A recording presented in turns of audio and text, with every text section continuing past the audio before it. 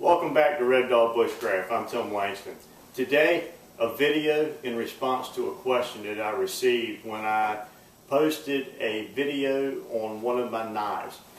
The question was, how do I sharpen my knives and what do I use to protect my carbon steel blade knives? I have many different methods that I use of sharpening knives, and I'll review a couple of those briefly as we go through this demonstration. It's far too lengthy for me to cover in one video. I hope to cover those other methods later on in a video series that we'll shoot talking about bushcraft tools and equipment. But today I have this knife that I won at the Pathfinder Gathering. This is made by Havlis, and they're an awesome knife maker, and they use a carbon steel and a blued blade, but it still needs to be protected. This has the original factory edge put on it, and this knife is specifically designed for butchering of large game. I've been fortunate enough that I've had the opportunity to use it on a couple of animals so far this year, so it's time to touch this blade up. So we're going to take it from the original factory grind up to something a little bit more polished at home, and I'll bring you along and I'll show you exactly the way we do that. So stand by, we'll reposition this camera and we'll get started working on this tool. Okay, let me show you what we've got going on here. A couple of hours ago I went ahead and I took my stone and I put it in this container to start soaking. And it's important that you do that with these man-made stones. You need to let them soak long enough for the water to get into the pores. And these stones have two sides. Let me see if I can show you on this brand new one. Probably be a little easier for you to see. You can see the two different layers, so you have two different grits in each stone. On this side we have a pretty aggressive grit, but I would call this a medium. And on this side we have a finer one, and I would consider this fine. And this is what I use for most of my carbon steel blades. I find it to be pretty effective. Now, one word of caution when you go to buy these. They are pretty inexpensive. I picked these up from Agri Supply. These are 8-inch combination sharpening stones. And I picked up two of these, and they were less than $5 a piece, so they can be had pretty inexpensively. Now the problem with them, and the reason a lot of people don't like using them, and they go for some of the Japanese water stones and others, and a lot more refined and a lot more options as far as grits go. But for my everyday use on the knives that I'm out using for hunting and bushcraft, these two compounds do me just fine. Now I will strop the knives after I use these, but most of the time this is all I need. It gets my knives plenty sharp for what I'm doing. The reason a lot of people don't like these stones is the soft side will deteriorate very rapidly, and as we start to use it you'll see this slurry come off, and people don't like that. But that slurry is really what's sharpening that knife, and it's the compound that's coming away that's removing the metal, and that's what it's supposed to do. But the problem is, as the stone is used, it will start to wear more in the middle, because it's very difficult to sharpen your knife on the ends and the middle at the same rate to keep this thing flat. But there's a way to help that out a little bit. When you buy your stones, if you buy at least 2 at a time, and usually I buy 3 because, well, I'm clumsy and I wind up breaking one. And you really need, if you're going to use this kind of stone, you really need to have 2.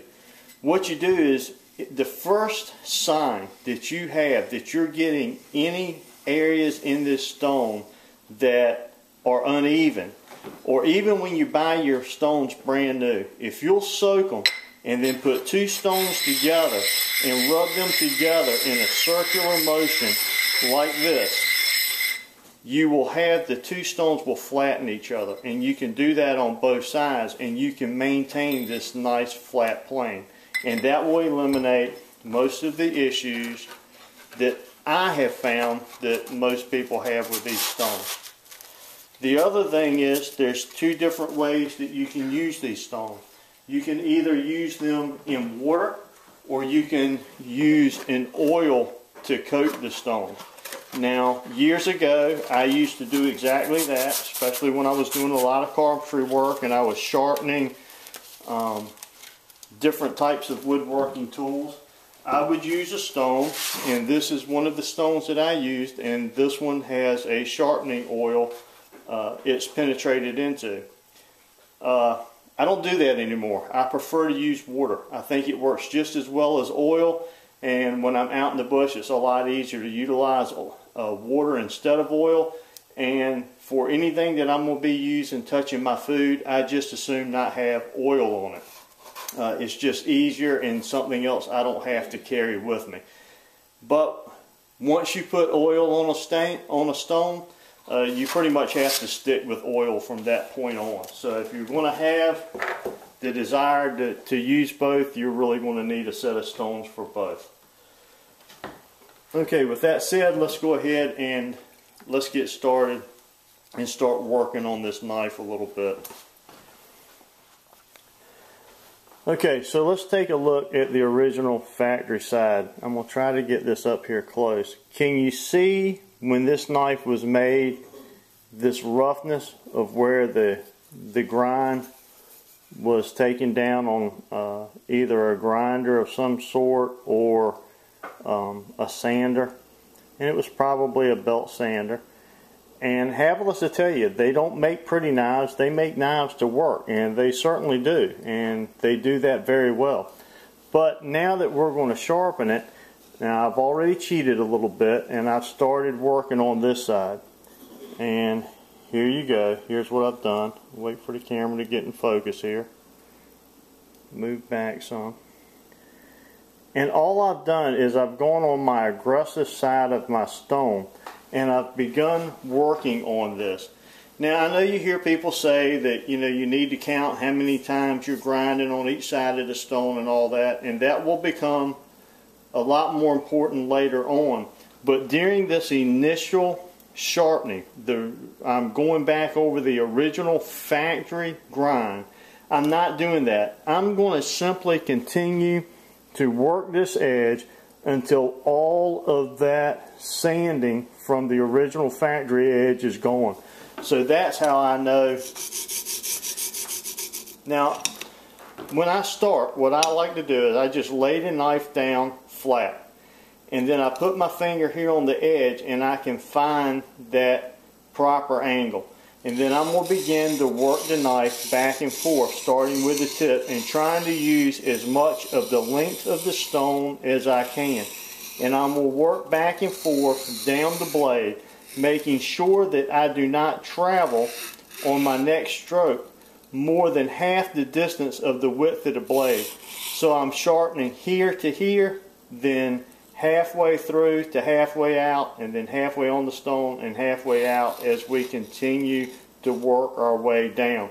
That way I don't make a mistake and be working here and go to move the full length of the blade and then work here and leave this little gap right here that never got hit. I'm always making sure that the blade is overlapped. And I'll just start usually with the tip, find that angle, and start rubbing back and forth. Now you don't have to put a whole lot of pressure down, just a nice firm grip that maintains the angle. And if you need to turn the knife when you get up here because of the profile of the knife, just do that. Do whatever you need to do. I don't worry about keeping it perfectly flat as far as this way going across the stone. It can go this way or it can go this way. I don't care. I don't think it makes any difference. Some people do.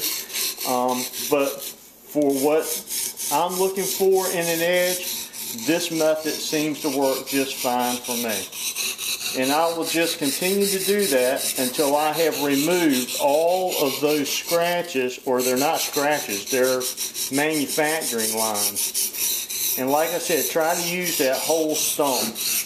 Now I was telling you earlier, the reason people don't like these stones is look already at the amount of material that we have begun to rub off of that stone. But that's okay. I mean, these stones are cheap. They're inexpensive, and that's what's sharpening and honing that blade out. So I'm going to keep a paper towel or a fabric cloth here and wipe that down. And I think we've actually got this side pretty good. So what we're going to do is we're going to go ahead and work on the other side. And once we have the other side comparable to this, then we'll move to a finer grind on the stone.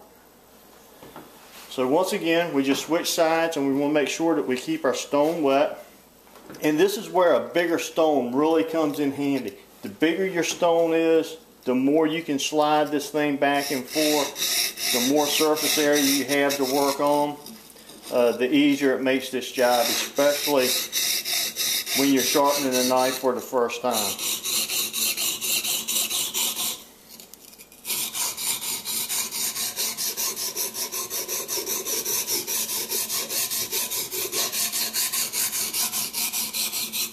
Havless might claim that they don't make a pretty knife, they make a work knife, but I think those grind marks and how sharp the knife edge is. I mean, this thing processed 2 full deer before I decided to touch up the blade. I'm very happy with their not pretty knife, as they put it.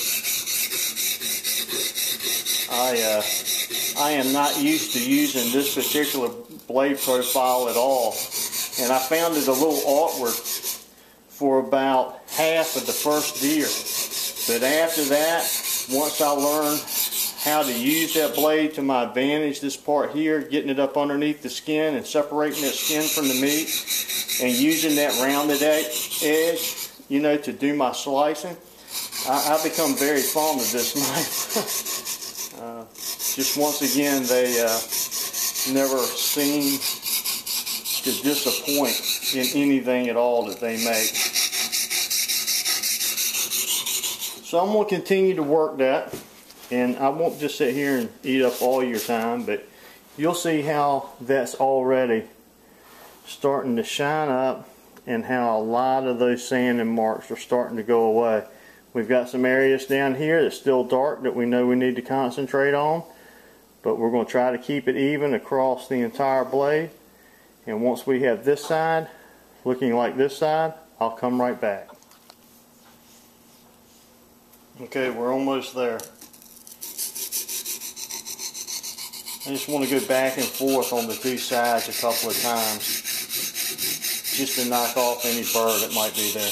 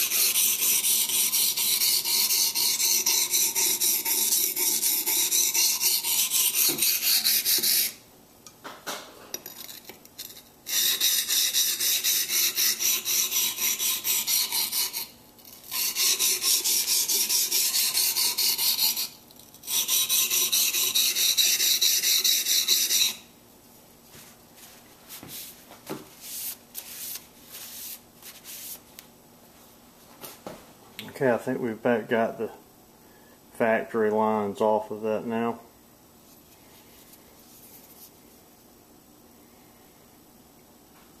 Well, we still got a couple more here, but I'll finish them up and then we'll flip the stone to the other side.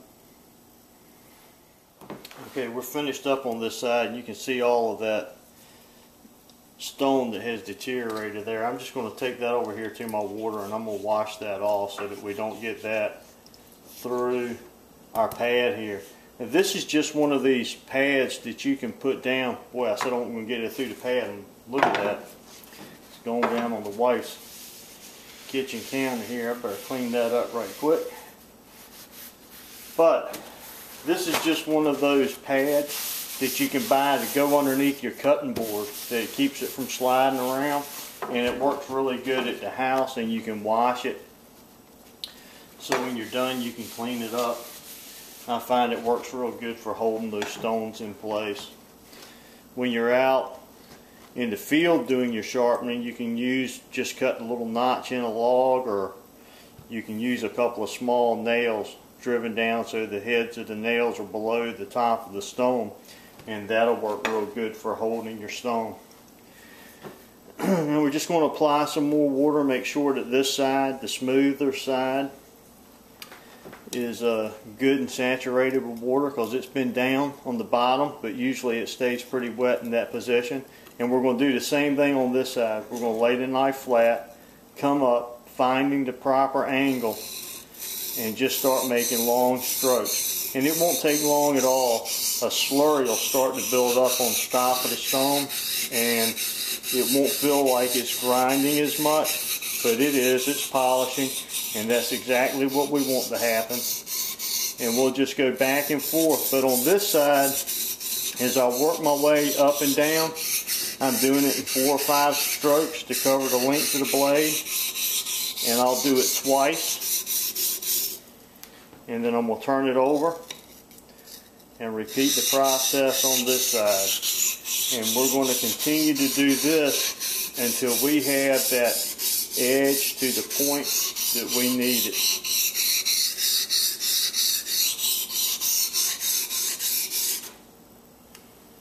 Apply more water when it starts to get dry.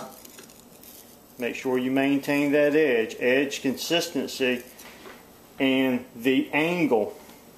What degree of angle from how thick your steel is, how far back that edge starts, and what the degree of this taper is going to greatly affect not only how that cuts, but also how it sharpens in your edge retention. Now, William Collins has a site on YouTube. Bring that up here slowly. Now, I've been watching some of his stuff. He's a knife maker, and he just released a great video talking about grinds and edges, and how most factory knives that we buy, they just don't work for us out in the field. After that initial edge that they put on it is gone. I strongly encourage you to look at that video before you start doing stuff like this. Or even if you've been doing it for a while, I think he's got some great information. William, if you'd like to chime in and add that link to that video, to this video, please feel free to do that. I found it very informative, and I've been doing this for a while. But I find the more I do, and the more I watch other people, the more I learn. Which is the reason for this video today. So I'm going to keep doing this until we get all of the sharpening lines from the previous work out. Okay, I completed that side now, and as you can tell, we have a pretty high finish here. And this knife is actually sharp at this point. There is no reason why you couldn't go out and butcher game at this point with this knife. It's nice and tacky and good to go. But a final step is to use a little compound, and I use 2 different compounds and on 2 different strops. And all I do is I usually take a really thick, 1/4 inch thick piece of plywood, put some double-sided carpet tape down on that, and then stick a piece of leather on top of it. And of course, the larger the piece of leather, the easier it is to strop. But if you've got something 1 inch to 2 inches wide and 6 inches long, you've got all that you need. Now, this green is a compound used for high polish finish on copper, brass, stainless steel, and steels. And the gray is to remove light scratches. Usually I like to use the green on some of my finer knives, but when I'm first starting a new edge, I'll use the gray. And all I do is I take that compound, and on the leather you'll have a smooth side and a rough side. I take the rough side of that and I just rub that compound into that. And I get some of that compound all over that leather. And we can add more as we go along. But then to strop, I'll simply come in here, see if I can get it to where it's in a good camera angle here. Not holding it properly, but maintaining that angle that we've been working with. I just pull that blade across that compound, and you'll see that compound start to change. And I'll usually do one side, 10 times or so, and then switch over and do the other side. And once I feel like it's polished out and all those scratches are gone, you start to get that mirrored finish. If you want to take it that fine, you can certainly do that. But usually a dozen times, and then on each side, and then 10 times on each side, and then 8 times on each side, and then 6 times on each side, 4, 3, 2, and that's plenty for me and what I'm using my knives for. I'm really not trying to get a very high polished finish on them most of the time. And that will finish buffing up that blade. Now let's very quickly just cover a couple of other items that you need if you go out into the bush to sharpen your knives. Okay, another item that we use quite a bit is an axe, and this is a weatherling axe, and I really like the profile of this. But I use the same type of stone, but I use one called a puck, and this is neat because it's made where it's there's no sharp edges, and you can use this with your knife too, and you use it the exact same way as far as utilizing your oil or water. Like I said, I prefer to stick with my water on this too. And the way that you use this is I like to place my axe or my hatchet on something like a stump or set on a log or something, and then I'll lay that stone at the angle that this edge is flat, and then sharpen it in a method like this, and then you'll make maybe 6 passes or so on one side, and then simply switch sides, lay the stone at the proper angle on the other side, and continue to do that. Now the proper way to hold this is like this, with the puck in the palm of your hands and your fingers tucked in. Make sure when you're doing this you don't let one of those fingertips come down, because that can alleviate you of your fingertips very quickly. Okay, now let's finish up the discussion on the carbon tools, both the knives and the axes, with how to protect the blades. My 2 favorite things are just regular olive oil like you would cook with, or lard. And the way that I would coat my blades with that is just a nice light coat. I usually put just a drop of the olive oil, or the lard. I just get a little bit of it on my finger, and I wipe it on one side of the blade, and then I'll take as much of that as I can and wipe it down the back, and then use basically the oil from that side and come back over here on the other side, and then making sure that you go against the cutting edge, get the cutting edge, and don't forget this area up here on these full tang knives where you need to get around your handle scales. And then I take a nice clean towel or rag and I just wipe it off. I don't leave a heavy coat on it, just a nice light coat to protect it. I do the same thing on my axe, and the nice thing about it is these oils will actually start getting into the leather, so if you get in a position to where you're using the knife, as long as you can dry it off a little bit and keep it in your sheath, you'd be surprised how much it'll keep it from rusting. Now, Havelis has blued this blade, but you can also force a patina on them that will help you a lot, and you can look on the internet for a lot of different ways of putting a patina on your blades, But I like using green walnut holes in the springtime. That's my preferred method. I like the way it looks, and I like the longevity and how long it, how easy it is to use and all of that. The last thing that I'll discuss is this is just a small Smith's, and they're made by many different companies now. A diamond facsimile of a stone. It's a has a coarse side on one side, a fine side on the other, and this is what I use to touch up my stainless steel knives. It usually does not take a whole lot of work as long as you touch them up every now and then. This diamond really removes a lot of metal very quickly.